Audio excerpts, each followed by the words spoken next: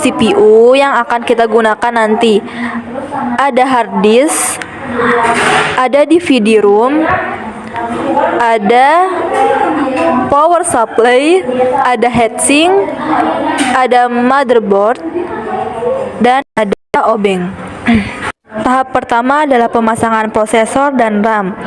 Taruhlah RAM di dekat prosesor, lalu buka perekat kedua belah RAM tersebut, kemudian paskan RAM sampai benar-benar kedua sisinya sama. Lalu jika sudah pas, rekatkan kembali perekat tersebut. Fungsi RAM adalah menyimpan data. Lalu letakkanlah prosesor di tengah motherboard dan bukalah pengaitnya serta masukkan prosesor ke dalamnya. Kemudian direkatkan. Prosesor adalah otak dari CPU.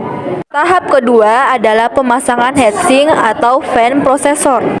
Letakkanlah heatsink atau fan prosesor di atas prosesor, lalu direkatkan hingga keempat sisinya sama. Dan pasanglah kabel di dekat RAM yang berwarna putih.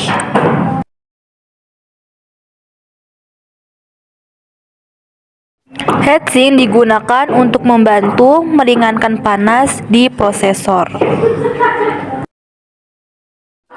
Tahap ketiga adalah pemasangan power supply. Pasanglah power supply ke dalam casing CPU dan rekatkanlah dengan baut di empat sisinya. Power supply berfungsi untuk memberikan sumber listrik pada komponen-komponen komputer. Tahap keempat adalah pemasangan DVD room. Tempatkan CD atau DVD room dan optical disk drive ke dalam casing CPU.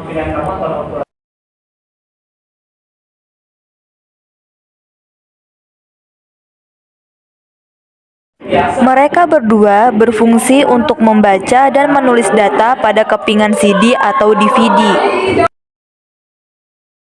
Dan pasanglah baut di setiap sisinya agar tidak lepas.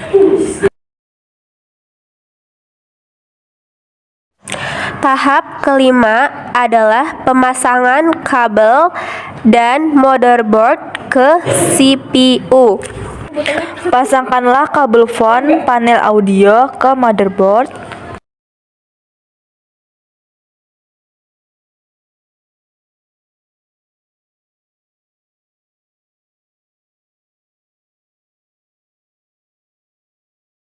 Lalu pasangkanlah 4 tombol power, tombol restart, and headlight.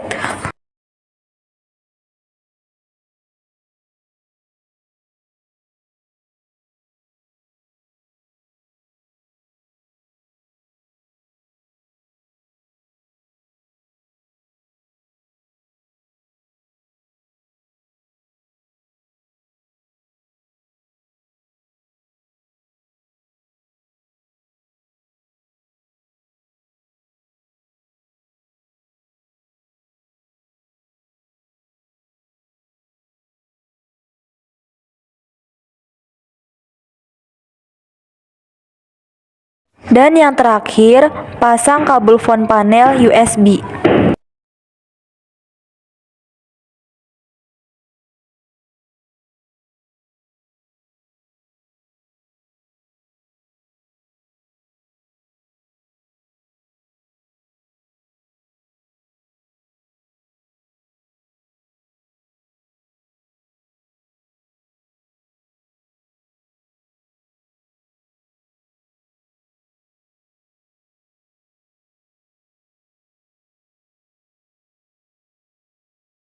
Dan ini adalah hasil dari kabel yang sudah dipasang ke motherboard.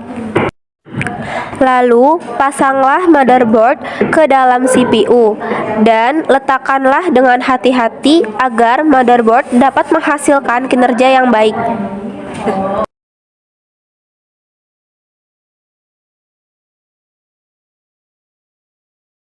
Jika sudah diletakkan, kencangkanlah motherboard dengan baut di empat sisinya.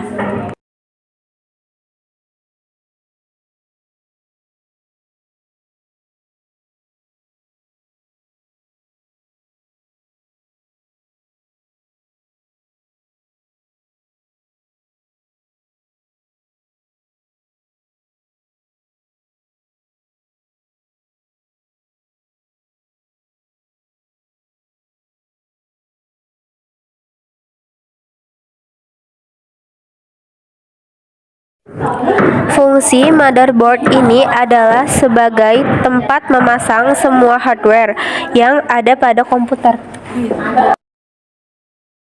Setelah itu, lakukanlah pemasangan kabel power supply di dalam motherboard yang berada di belakang RAM.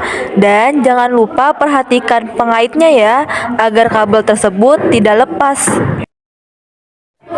Tahap keenam adalah pemasangan hard disk Dengan kabel power supply dan SATA. Lakukanlah pemasangan kabel SATA dan power ke dalam hard disk. Pada hard disk, kabel power berada di bawah dan kabel SATA di atasnya.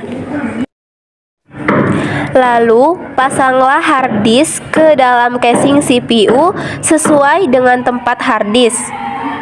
Setelah itu, pasanglah kabel power yang satunya lagi ke dalam motherboard agar motherboard dapat mendeteksi adanya hard disk. Langkah terakhir adalah pemasangan kabel SATA. Fungsi hard disk untuk media penyimpanan data.